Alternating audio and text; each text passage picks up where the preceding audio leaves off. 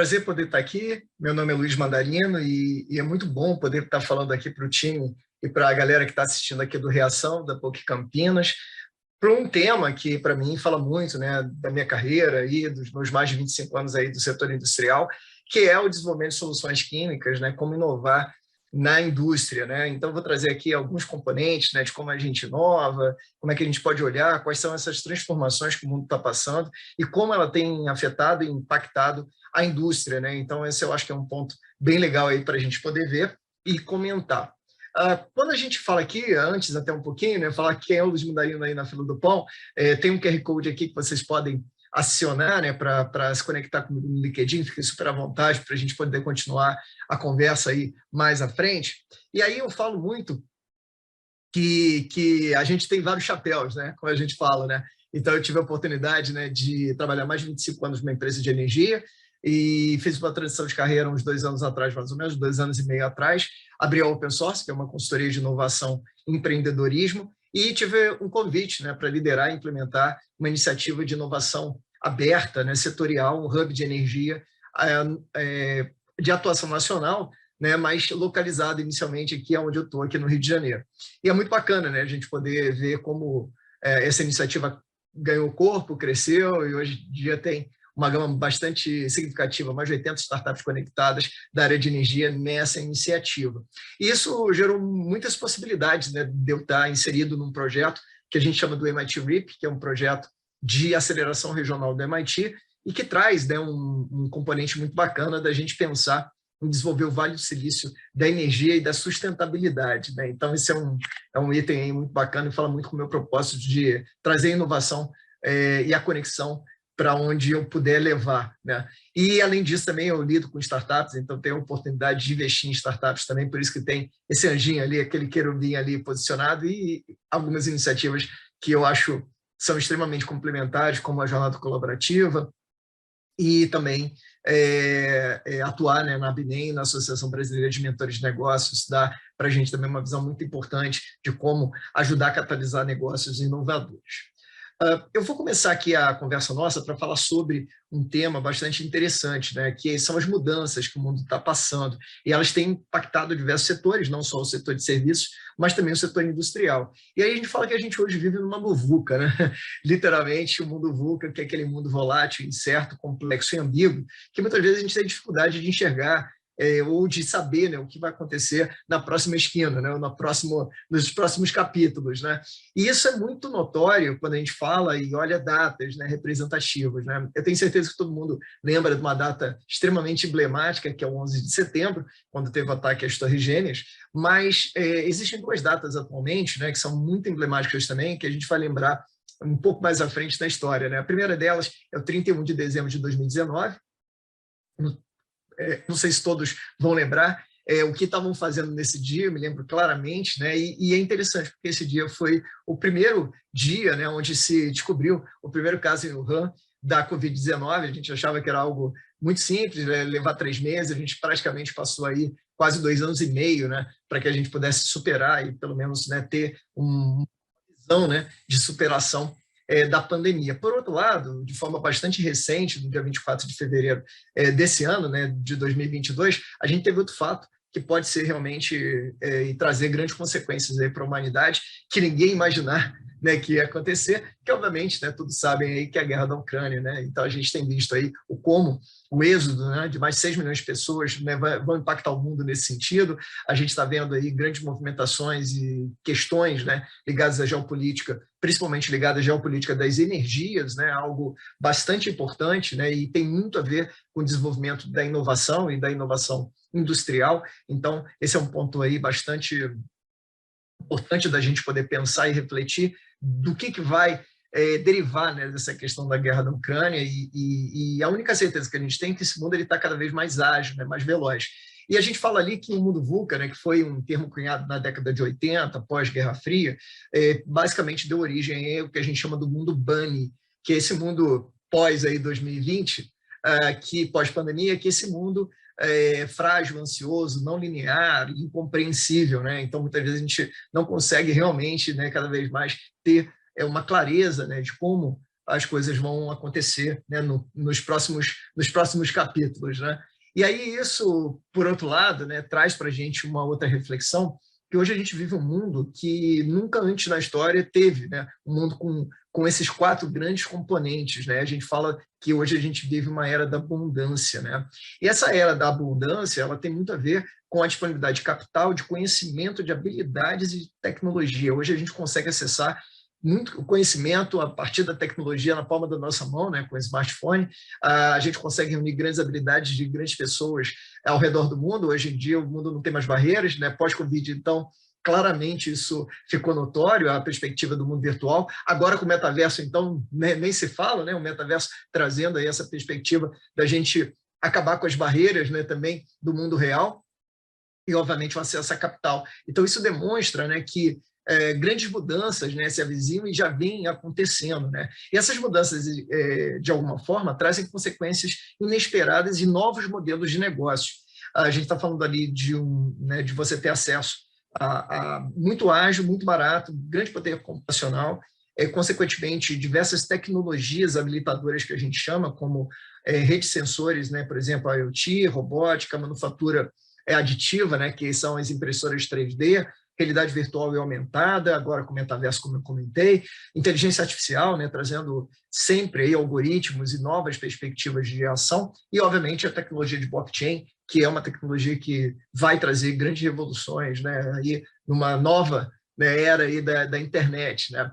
E, obviamente, isso, né, tudo junto, misturado, gera essas consequências inesperadas e novos modelos de negócio, e aí a gente fala muito da economia do compartilhamento, como talvez o grande exemplo, né, desse processo. A gente fala da Uber, né, no caso, do Airbnb, né, de grandes corporações que foram construídas com uma visão de compartilhamento, né, sem ter um carro, né, se transformando numa das maiores, né, da maior empresa de mobilidade do mundo, e sem ter um apartamento, se transformou no maior, né, na maior empresa, né, na maior rede hoteleira, vamos dizer assim, do mundo, né? Então, isso traz para a gente, né, essa visão de como o mundo, né, mudou e como ele vem mudando e os impactos que eles vão gerar em toda a cadeia produtiva.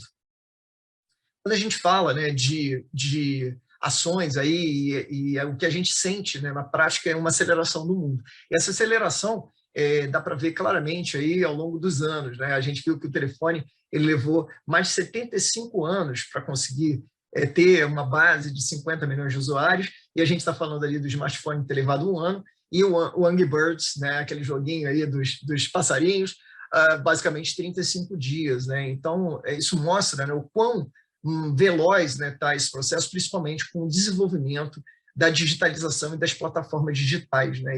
Então, isso fez com que o jogo, né, fosse diferente, né? O campo, né, de jogo mudou. E quando a gente fala nisso, a gente fala muito com relação a crescimentos lineares e exponenciais. Então, a gente fala que o ser humano ele cresce linearmente, né? A gente levou milhões de anos aí para chegar na conformação aí do Homo sapiens e, obviamente, a tecnologia avança de modo exponencial e isso gera cada vez mais essa abertura entre essa boca de jacaré, né, que a gente fala, entre o avanço das pessoas e, obviamente, o avanço da tecnologia, né? E isso cria, né, bastante dúvidas, questões, dificuldades, né, de acompanhamento, da gente conseguir acompanhar a mudança do mundo, né? Então, a forma da gente conseguir mitigar isso, diminuir essa ansiedade quanto a isso, é que a gente consiga manter a nossa mentalidade aberta para essas mudanças, né? Então, a única certeza que a gente tem é que vai existir mudanças, então, quanto maior ou melhor a gente encarar isso, mais rápido, mais simples, né, vai ser esse processo de transição.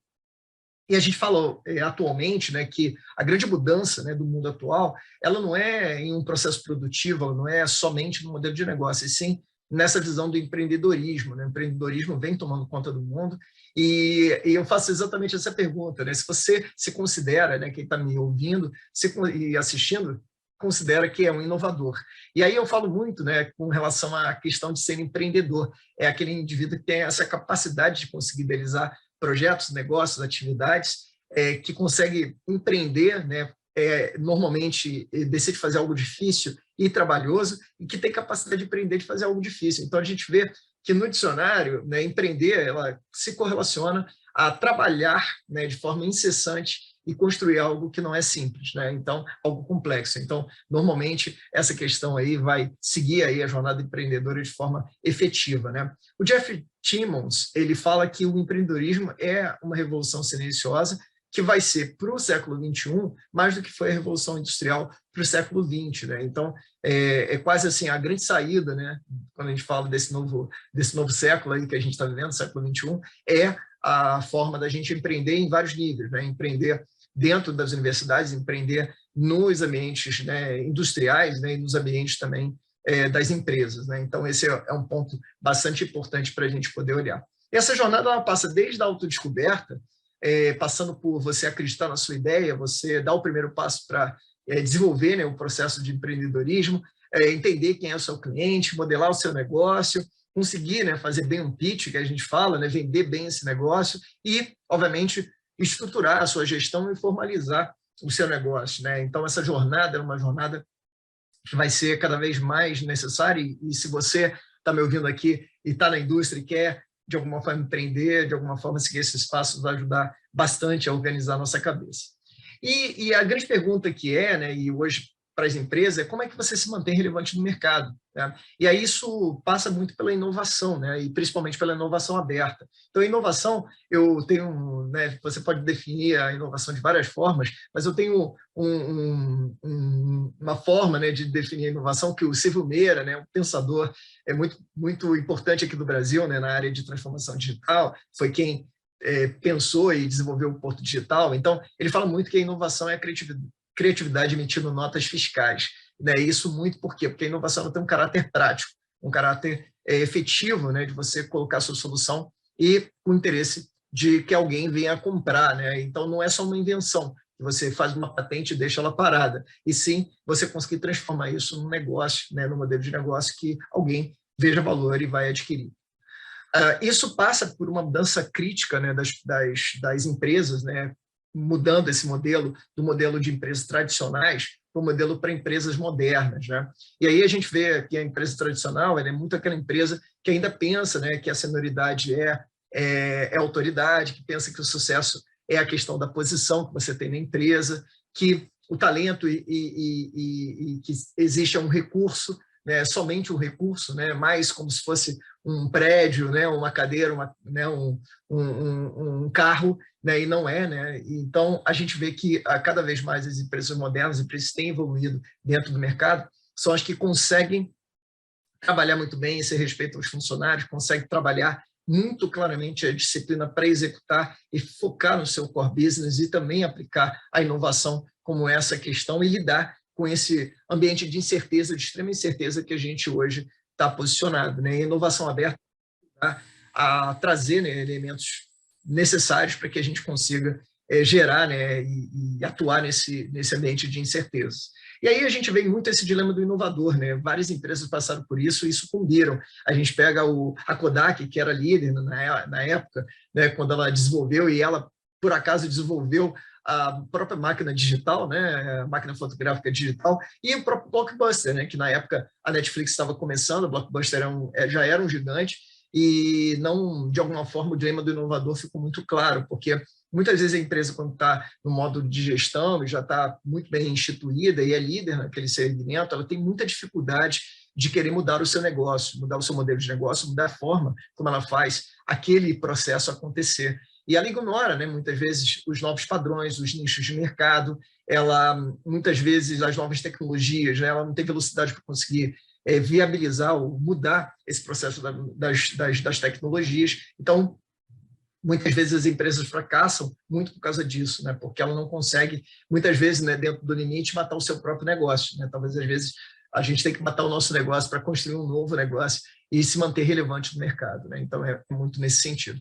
E aí, hoje em dia, a gente tem esse conceito, né, do Jim Smyer, que é a empresa ambidestra, né? A gente fala que, hoje em dia, existem empresas que conseguem, né, de forma clara, trabalhar os dois lados da moeda, né? Os dois lados do cérebro, né? Que a gente fala, o lado direito e o lado esquerdo.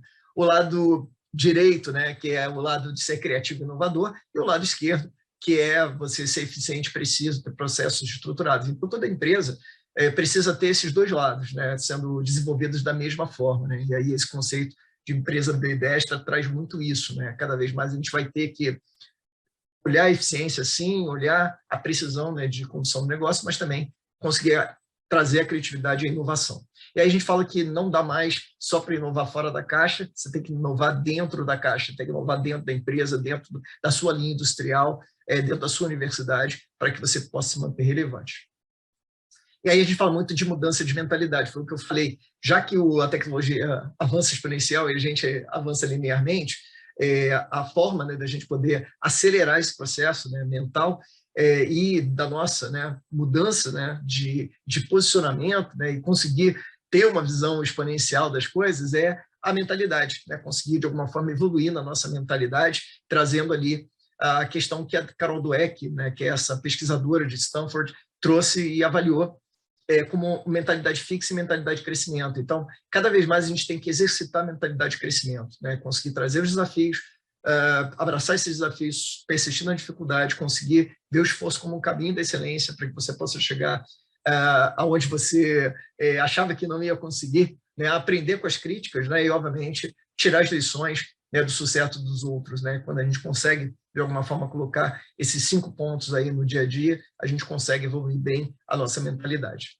E aí a gente fala muito, né, que hoje as empresas têm muita dificuldade de inovar, muito porque por causa da cultura, por causa de fatores políticos, né, que estão entendendo a empresa, os feudos, né, muitas vezes que a gente tem, e obviamente uma liderança, muitas vezes que tem dificuldade de liderar para esse processo de mudança, né? Então, basicamente ali mais de 70% das questões, né, envolvidas nesse processo, né, da organização ser mais inovadora, impedir que ela seja mais inovadora, está residindo nesses 3 grandes itens, né?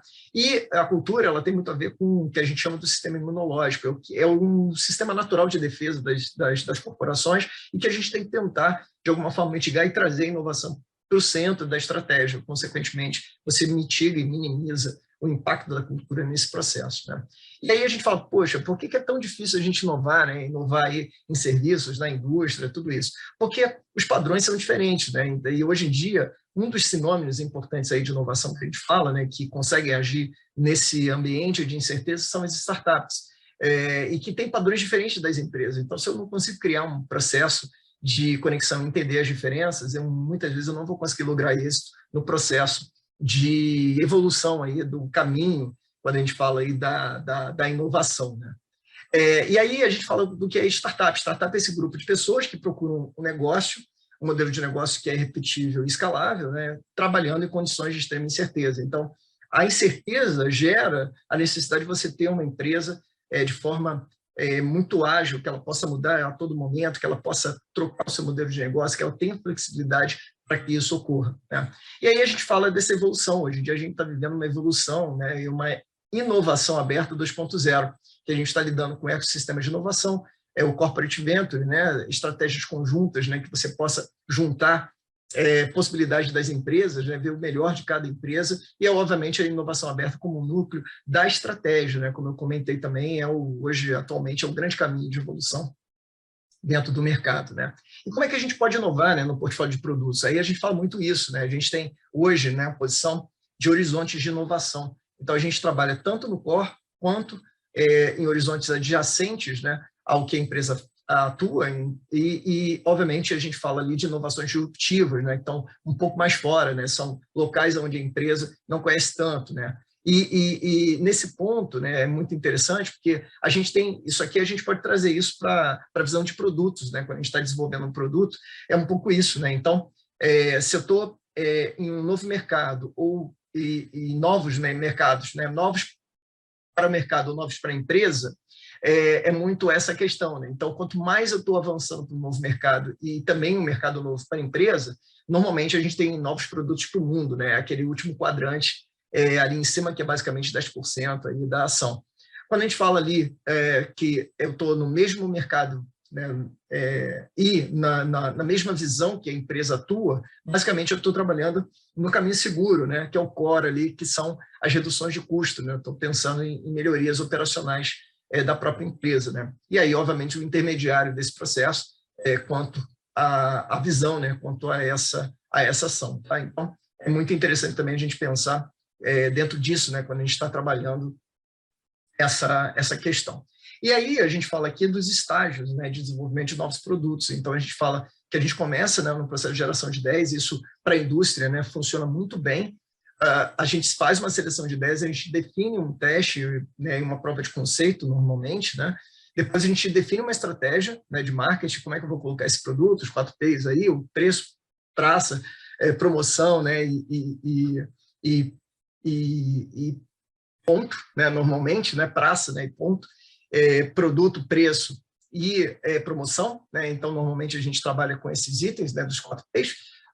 Análise comercial, né, trabalha ali as questões de preço, pricing, tudo isso, trabalha o processo de desenvolvimento do produto em si, né, as ações, como é que ele vai ser desenvolvido, né, como é que ele vai ser produzido, e assim vai. Testamos o mercado, então fazemos testes controlados, né, para avaliar o desempenho do produto no mercado e, obviamente, planeja aí o processo de lançamento desse produto. E aí a gente olha também aqui os vários questões, quando, onde, como e para quem são fundamentais ali para a gente poder fazer o lançamento, né? Então, quando, né, como é que eu vou olhar, eu vou entrar em paralelo, vou entrar depois, né, de uma linha, onde, né, que região, que local, dentro do Brasil, fora, como, né, qual é a estratégia de lançamento e para quem, né? Quem são esses, quem é a tua persona, né? Quem são os teus usuários novos aí desse produto? Estou estendendo, né, uma linha de produtos, estou fazendo numa nova categoria, então isso é também bastante importante. E a gente fala aí, nesse sentido, né, de qual é o papel da indústria nessa transição. E aí a gente fala muito de conjugar na indústria, né, uma visão bastante importante aqui do Lean, né? O Lean já é um conceito muito importante dentro da indústria. A gente fala do enxuto, né? Fazer produção enxuta, trabalhar o Lean Manufacturing, né? Que é a manufatura enxuta. E aí isso a gente traz também para o ambiente, né? De construção de inovação. Então a gente pensa primeiro como é que eu exploro o problema, né? Muitas vezes com estratégia de design thinking. Depois eu construo a coisa certa com Lean, né? A mentalidade Lean. E depois eu vou construir certo a coisa que é a mentalidade ágil, né? Hoje em dia a gente vê muitas formas, né, de você trabalhar, ao invés de você trabalhar um processo natural aí de projeto, né, de organização de projetos, né, que a gente fala de waterfall, né, de você seguir todo, né, um processo, né, estruturado de lançamento de produtos ou, né, de gestão de produção. A gente consegue trazer aqui essa mentalidade ágil de poder manter, né, o escopo variável, mas manter tanto a prazo de entrega quanto o custo fixo, né? Então, os métodos ágeis trazem muito isso. O próprio Scrum, por exemplo, é um deles, que viabiliza, né, com que a gente pense nessa mentalidade de adaptação, né? Então, o primeiro, a gente trabalha a habilidade, segundo, né, a mentalidade de aprendizado, e o terceiro, a adaptação. E aí, dentro desse contexto, né, para a gente falar um pouquinho, né, do que isso desemboca, muitas vezes, dentro, né, de uma visão da área de engenharia, né, atualmente, engenharia química, engenharia de produção, né, muitos de vocês estão na área de engenharia, a gente vê aqui o que é a química verde, né? Então, a química verde vem ganhando, né, grande espaço aí a partir da década de 90, a gente vê hoje a questão da mudança climática muito forte, né, dentro do nosso dia a dia, e a visão é muito essa, né, uma produção limpa e a inovação verde, né, como é que eu consigo trazer esses aspectos, né, de desenvolvimento sustentável, maximização da eficiência no uso dos recursos naturais, né? Então, isso é um ponto bastante importante. E dois pesquisadores trouxeram, né, aí essa visão aí no final aí no início dos anos 2000, esses 12 princípios da química verde, né, tanto o Paul quanto o John.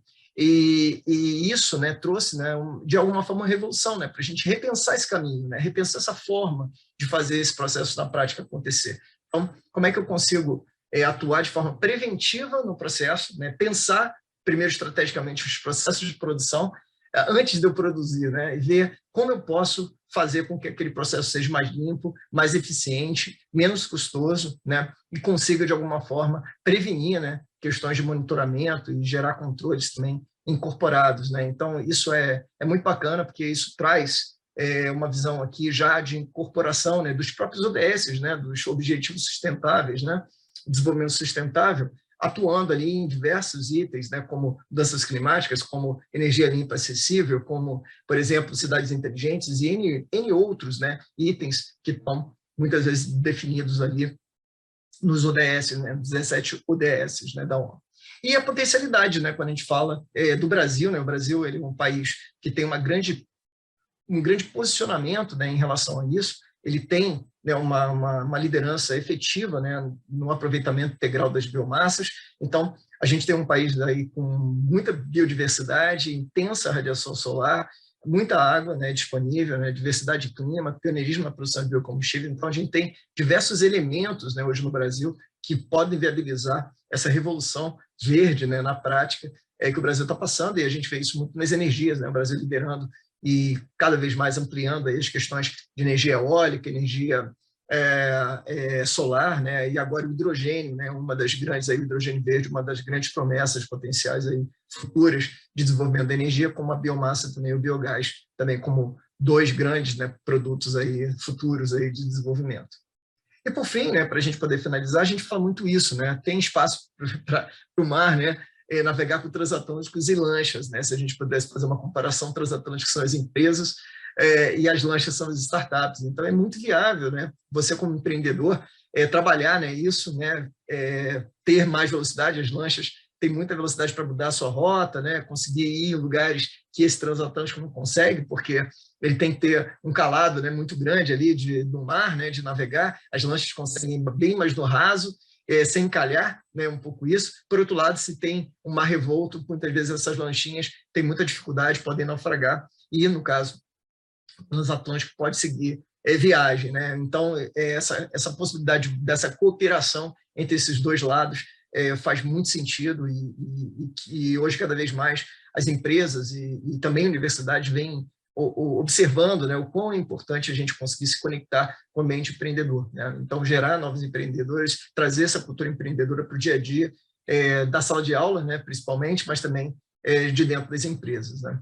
Então, eu queria muito agradecer a oportunidade, né, de poder ter dado essa palestra para vocês e fiquem super à vontade para me contatar novamente, né, meus contatos estão aqui e foi um prazer, né, poder estar falando para todos, né, que estão aí participando dessa semana, né, super bacana aí da reação na PUC Campinas. Muito obrigado mais uma vez e até breve.